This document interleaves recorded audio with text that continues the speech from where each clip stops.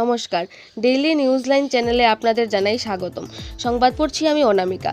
মাধ্যমিক পরীক্ষার প্রথম দিন প্রশ্নপত্র ফাঁস হওয়ার সংবাদ গণমাধ্যমে সম্প্রচার হওয়ার পর পুরো বরাক উপত্যকা জুড়ে সৃষ্টি হয়েছিল তীব্র চাঞ্চল্যের।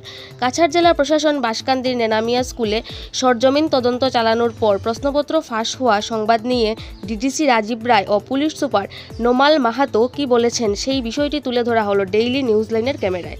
আমি গোটেই বিষয়টো পুংখানুপুংখভাৱে আমি ষ্টাডি কৰিছোঁ আৰু ইয়াত থকা যিসকল লোক আছিল, যিসকলৰ ছাত্ৰ ছাত্ৰী আছিলে, তেওঁলোকক সকলোকে ফ্ৰেক্সিং কৰা হৈছে। পৰীক্ষা ওলোৱাৰ মুহূৰ্তত সকলোকে ভালকৈ চোৱা হৈছে। তাৰপিছত যিসকলৰ টিচাৰ কমিউনিটিৰ যিসকল লোক আছিলে, যিসকল পৰীক্ষাত এংগেজ হৈ আছিলে, তেওঁলোকক সকলোকে আমাৰ টেকনিকেল এক্সপাৰ্ট আনি আমি তেওঁলোকৰ মোবাইলসমূহ আৰু মানে পুংখানুপুংখভাৱে আমি অনুসন্ধান কৰিছোঁ, ইনভেষ্টিগেশ্যন কৰিছোঁ। আৰু প্ৰাৰম্ভিক তদন্তত আমাৰ এইটো কথা পোহৰলৈ আহিছে যে বৰ্তমানলৈকে যিটো আমাৰ পোহৰলৈ আহিছে এইটো হ'ল যে হয়তো এনেকুৱা হ'ব পাৰে যে এই যিটো প্ৰশ্নকাকত ফাদিলৰ কথা হৈছে, প্ৰথম কথা হ'ল ফাদিলটো হোৱা নাই। কাৰণ এই বিষয়টো যেতিয়া পোহৰলৈ আহিছে, বিষয়টো প্ৰায় পৰীক্ষা অনুষ্ঠিত হোৱাৰ 1.5 ঘণ্টাৰ পিছত পোহৰলৈ আহিছে। এতিয়ালৈকে আমাৰ যিখিনি টেকনিকেল এনালাইচিছ কৰি আমি গম পাইছোঁ। গতিকে এটা কথা ক্লিয়াৰ আছে বা এটা কথা স্পষ্ট আছে যে কোনো ধৰণৰ প্ৰশ্নকাকত ফাদিল হোৱা নাই। তাৰ উপৰিও ইয়াত যি বিসংগতি আছে, কেৱল যোৱা বছৰো এটা ইয়াত অভিযোগ আহিছিলে। আমিও যোৱাবাৰ ডিচি মহোদয় আৰু আমি আহি ইয়াত উপস্থিত হৈছিলোঁ। গতিকে বাৰম্বাৰ ইয়াত যেতিয়া এনেকুৱা এটা বিষয় হৈ আহিছে, গতিকে ইয়াৰ লগত কি জড়িত হৈ আছে গোটেই বিষয়টো পুংখানুপুংখভাৱে আমি অধ্যয়ন কৰিবৰ কাৰণে আমি চেষ্টা কৰি আছোঁ আৰু আমি ষ্টাডি কৰি আছোঁ। চাওক, আমি এজন ব্যক্তিক এতিয়া আমি সদ্যহতে আমি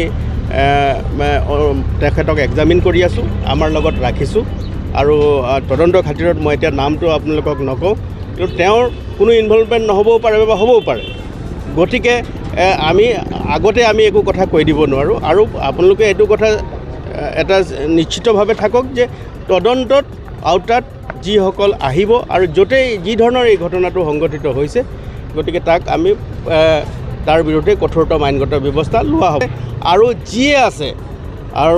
যিয়ে বিষয়টো আছে, মাননীয় শিক্ষামন্ত্ৰী ডাঙৰীয়া, অসমৰ মাননীয় আৰক্ষী সঞ্চালক প্ৰধান ডাঙৰীয়াই আমাক নিৰ্দেশ দিছে যে ইয়াৰ সৈতে যিয়ে জড়িত হৈ আছে তেওঁলোকক আমি পোহৰলৈ আনিম। অসমৰ যি ঠাইতে হওক তাক পোহৰলৈ আনিম আৰু তেওঁলোকৰ বিৰুদ্ধে আমি কঠোৰতম আইনগত ব্যৱস্থা ল'বলৈ আমি সহায় কৰিম। তেওঁলোকে আমি যিখিনি মই আহিছোঁ, আমাৰ পৰা টীম আহিছে, SP চাব আহিছে।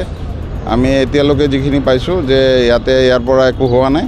কাৰণ যোনটো ফুটেজটো আছে সেইটো এছামিজ স্ক্ৰিপ্ট লিখা আছে।